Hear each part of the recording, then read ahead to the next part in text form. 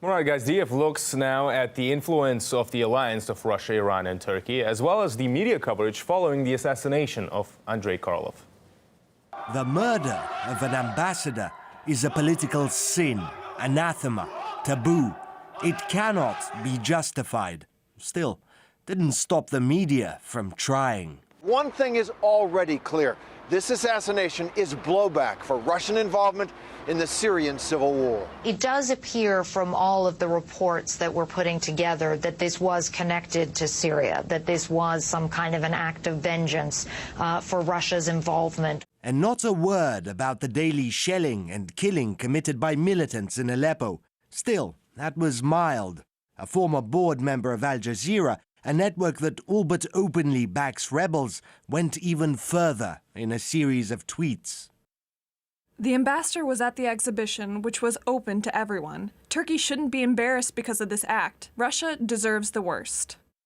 It was a human response to Russian barbarism in Syria. The scene will be repeated with the killing of ambassadors to other countries sympathetic with Russian criminality in Aleppo. The ambassador she is talking about played a critical part in securing the evacuation of Aleppo rebels, saving thousands of lives. But no, the pundits don't care.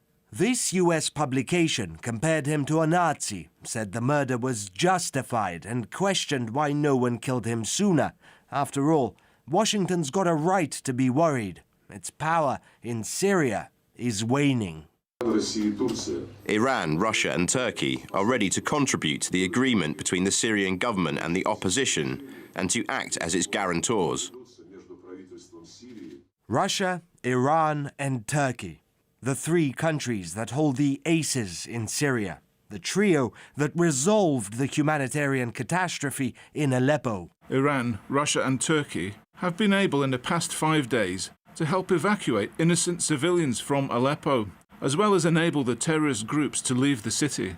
They are the triumvirate that wield the most power over both Assad and the rebels. It's not clear what all the motives, at least from the public material of the murderer, were, whether it was thought out as intending to destabilize relations. It didn't work. The assassination only strengthened the trio's resolve. And if they start working together, what need is there of the US or Europe? So Mr. Kerry doesn't see it as a snub? No, the Secretary doesn't see this as a snub at all. Well, does he not at least feel the U.S. is being sidelined, if not excluded, from what was something the U.S. was leading on? We are not excluded. Right now, this leadership that you're speaking of is all past tense. Is that not true? I would disagree. They don't seem to want him to be involved.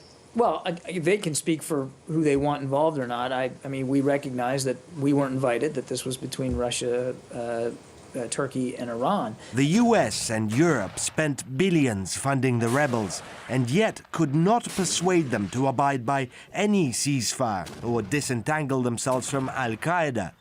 Not even the UN's incessant calls for peace made any difference. I think I lost my voice urging Mr. Staffan de Mistura to stop sabotaging political negotiations. What the US, Europe and the UN could not achieve for years, a ceasefire followed by a tangible result, was done in mere days by Russia, Turkey and Iran. Herein lays the question. What do they need the West for? Murad Gazdiev, RT.